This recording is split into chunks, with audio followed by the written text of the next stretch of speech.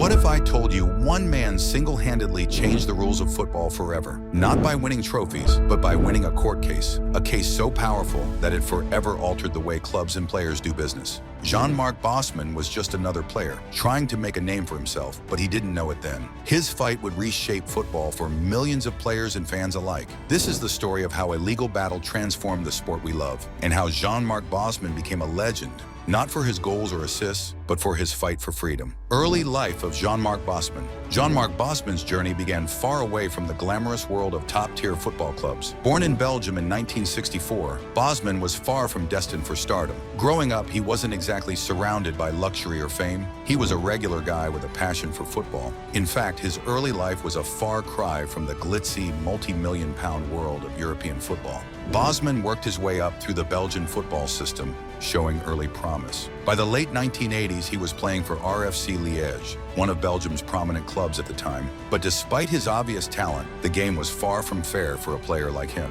The power was always in the hands of the clubs. Even though Bosman had worked hard to earn his place, the contracts he signed, as with most players, tied him to the club. This system was one where the club held all the power, leaving players at their mercy. For a young player with big dreams, this was incredibly frustrating. Bosman knew that he had the potential to play in bigger leagues, to challenge himself against top-tier talent, but the roadblocks were insurmountable. He wasn't just battling his opponents on the pitch, he was battling a system that controlled his destiny. The fight begins. The real story begins in 1990 when Bosman, at 26 years old, found himself caught in a situation that would ultimately change football forever. After spending several years with RFC Liège, his contract was coming to an end. He wanted to move to French club Dunkirk, a move that made perfect sense for his career. He was nearing the peak of his abilities, and Dunkirk offered him the chance to play in a competitive league, closer to the footballing world he aspired to join. But what should have been a simple career move was about to become a nightmare. Even though his contract with Liège had expired, the Belgian club demanded that Dunkirk pay a substantial transfer fee. The transfer fee, which was standard at the time for any move involving a player under contract, shouldn't have applied to Bosman since his contract had expired. Yet Liège was unwilling to let him go without extracting a hefty fee. For Bosman, this wasn't just a career issue. It was a matter of personal freedom. The contract had ended. Why should he be bound by the terms of a deal that no longer existed? And yet the system said no. Bosman realized that he was powerless. He couldn't leave, not without a transfer fee, and no other clubs could sign him because of it. This was when he understood that the system was rigged against him. If a player couldn't leave a club without the club's consent, it wasn't just about football, it was about control. The legal battle. Frustrated and backed into a corner, Bosman had no choice but to take his fight to court. What started as a simple career dispute quickly grew into a legal battle that would challenge the entire footballing world. With the help of his lawyer, Bosman filed a case against his former club, RFC Liège, and the Belgian Football Association. He was determined to make his voice heard, and so he began a battle that would take him far beyond the confines of Belgian football. Bosman took the case to the Belgian courts, but the initial ruling didn't go in his favor. In 1991, the Belgian courts sided with the clubs, upholding the transfer system and dismissing Bosman's claim. This was a devastating blow, but Bosman wasn't about to back down. He was fighting for something much bigger than just his own career. He was fighting for the rights of every football player who would ever be trapped by the same rules. He appealed the decision, and his case moved to the European Court of Justice. This wasn't just about Bosman's move to Dunkirk. It was now a question of freedom, fairness, and the very structure of football. The ruling that changed everything. After years of legal wrangling, the European Court of Justice delivered its groundbreaking decision on December 15, 1995. The court ruled in favor of Bosman, declaring that the football transfer rules, which forced clubs to demand fees for out-of-contract players, were in violation of European Union laws regarding the free movement of workers.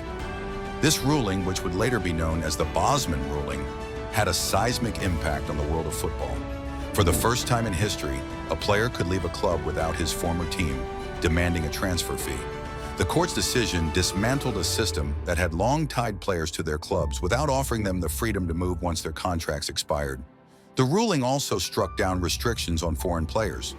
Prior to this, clubs in the European Union were allowed to limit the number of foreign players they could sign.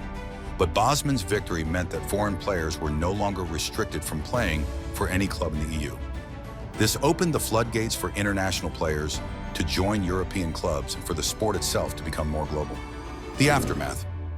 Jean-Marc Bosman's victory marked the beginning of a new era in football. It meant players had more control over their careers, and the power balance between players and clubs was forever changed. The era of the super agent was born. Players could now negotiate better contracts, move freely between clubs, and secure higher wages. The transfer market became a multi-million-pound business. However, the Bosman ruling wasn't without its challenges. While players gained power, the ruling also had unintended consequences. The financial landscape of football changed drastically. The transfer market exploded, with clubs offering astronomical wages to attract top talent. Smaller clubs, unable to compete with the financial power of the bigger teams, struggled to retain their best players. It wasn't just about football anymore. It was about money, and the sport had become more commercialized than ever before. Bosman's ruling had given players the freedom they had always deserved, but it had also created a divide in football. The game became more about who could afford the best talent, and the financial disparity between the richest clubs and smaller teams became even more pronounced. The footballing ecosystem had shifted, and smaller clubs found it increasingly difficult to compete. Criticisms and reflections. While Bosman's case is widely seen as a victory for player rights, not everyone views the ruling positively. Many smaller clubs, particularly those in leagues with less financial clout, voiced concerns about the consequences of the ruling. With players able to leave on free transfers, smaller clubs found it difficult to retain their talent, and many struggled financially. The footballing landscape was now dominated by the wealthiest clubs, with little room for the underdogs. The ruling also sparked a rise in agent influence, with agents now playing a much larger role in contract negotiations and transfers. As agents gained power, the focus shifted even more toward financial gain, leaving some fans to wonder if the soul of the game had been lost in the process. Despite these criticisms, the impact of the Bosman ruling cannot be overstated. It paved the way for the modern transfer system and changed the relationship between clubs and players forever. Conclusion: Jean-Marc Bosman may not have been a household name in the same way as some of football's biggest stars, but his legacy is undeniable.